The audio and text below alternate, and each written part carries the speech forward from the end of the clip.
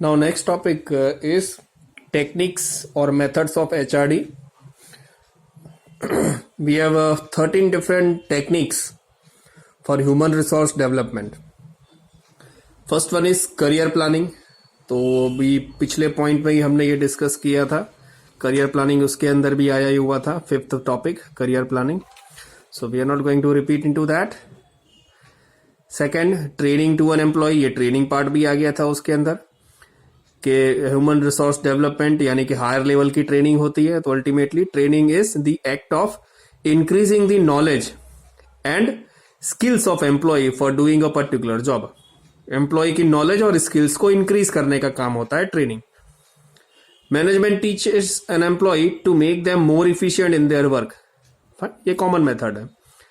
तीसरा है executive development. Executive development is a higher level training. ठीक है. It is a programme by which executive capacities to achieve desired objective are increased. यहाँ पे employ की capacity, उसका mindset, उसका पोटेंशियल इंक्रीज किया जाता है.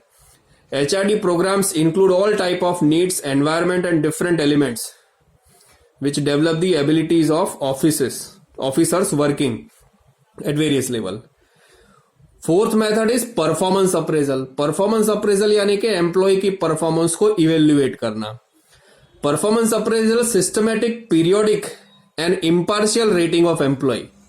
एम्प्लॉय को यहाँ पे हम रेटिंग देते हैं कि कौन सा हार्ड वर्किंग है, कौन सा कम हार्ड वर्किंग है, कौन है जो जिसको ट्रेनिंग की जरूरत है, ठीक है, कौन है जो वीक है और कौन है जो माल प्रैक्टिसेस या गलत चीज कर रहा है कंपनी में. तो हम अलग अलग एम्प्लॉय का रेटिंग कार्ड बनाते हैं ताकि उसके परफॉर्मेंस के हिसाब से उसको कितनी सैलरी देनी है, प्रमोशन देना है या ट्रांसफर देना है या और ट्रेडिंग देनी है, ये सारी चीजें डिसाइड कर सकें. फिफ्थ होता है organisational change. Organisational change is a development oriented concept जो अभी आया था पिछले टॉपिक में भी, कि ऑर्गेनाइजेशन के अंदर स्ट्रक्चर पूरा चेंज करना, कितने डिपार्टमेंट होने चाहिए, एक डिपार्टमेंट में कौन से लेवल पे कितने एम्प्लॉय होने चाहिए. ऐसा तो नहीं है कि हमने अननेसेसरी एम्प्लॉय या डेजिग्नेशन क्रिएट करके रखी है जिससे हमारा सैलरी कॉस्ट बढ़ रहा हो. तो ये वो चेंजेस लाना है ऑर्गेनाइजेशनल स्ट्रक्चर में. Sixth is employees participation in management.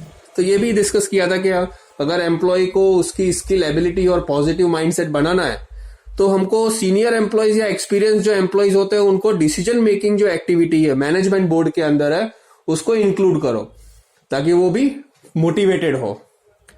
सातवां है क्वालिटी सर्कल. तो क्वालिटी सर्कल भी हमने डिस्कस किया था कि उसको क्वालिटी सर्कल कंपनी के अंदर होना चाहिए जिसके अंदर वो उसका पार्ट होना चाहिए. ठीक है. एक सर्कल होता है जो अलग अलग लोगों का जो कंपनी की प्रोडक्ट की क्वालिटी हमेशा इंक्रीज करने के लिए मिलते हैं, डिस्कस करते हैं, मीटिंग करते हैं. 7 is a monetary award. You can give employee a monetary award. Monetary award यानी कि आप when the employee is working very hard you have to promote them, you have to give some higher incentive, commissions और a bonus. तो ये क्या हुआ? Monetary award हुआ. To get the financial reward every employee tries to increase their skill and ability. Monetary award पाने के लिए हर एक एम्प्लॉय अपनी स्किल और एबिलिटी इंक्रीज करना चाहेगा. 9th है नॉन मॉनेटरी अवार्ड. दूसरा नॉन मॉनेटरी अवार्ड भी होता है. नॉन मॉनेटरी अवार्ड यानी कि इसमें पैसे नहीं, लेकिन पैसे के अलावा भी काफी सारी चीजें होती है जिससे एम्प्लॉय खुश हो जाता है.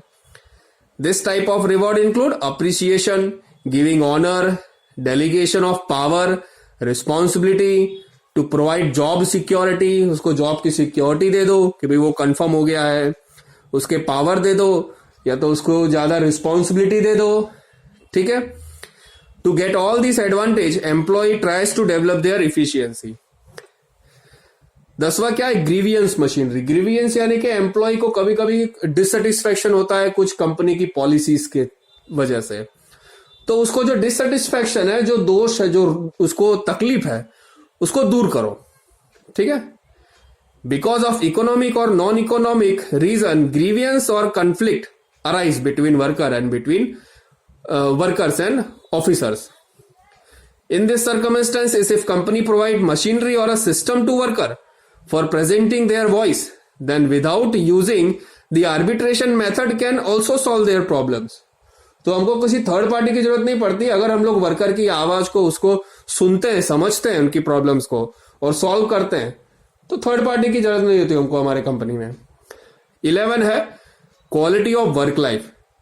अपने एम्प्लॉयज की, वर्कर्स की जो वर्किंग लाइफ है वो क्वालिटेटिव होनी चाहिए, यानी कि उसको एटमॉस्फियर, एनवायरमेंट कंपनी के अंदर बढ़िया मिलना चाहिए। He must be provided all the basic facilities, clean, उसमें उधर वॉशरूम होना चाहिए, क्लीन एरिया, हवा उजास वाला एरिया होना चाहिए, साफ सफाई होनी चाहिए, सारी बेसिक चीजें, फैसिलिटी उसको वहां मिलनी चाहिए।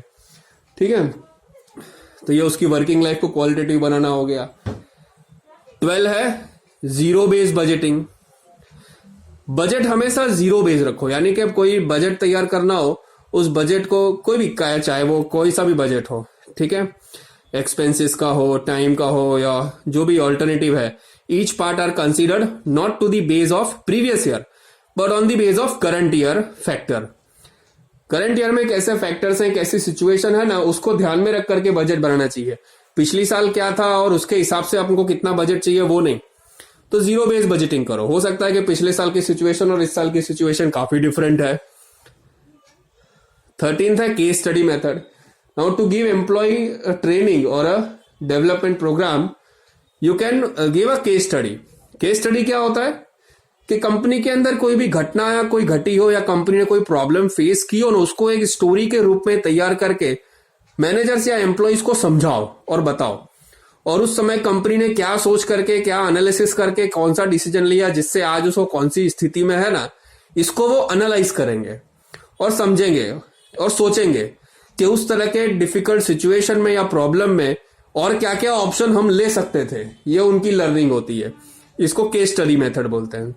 ठीक है, so these are the various technique through which the human resource development programme can be prepared. ठीक है, थैंक यू।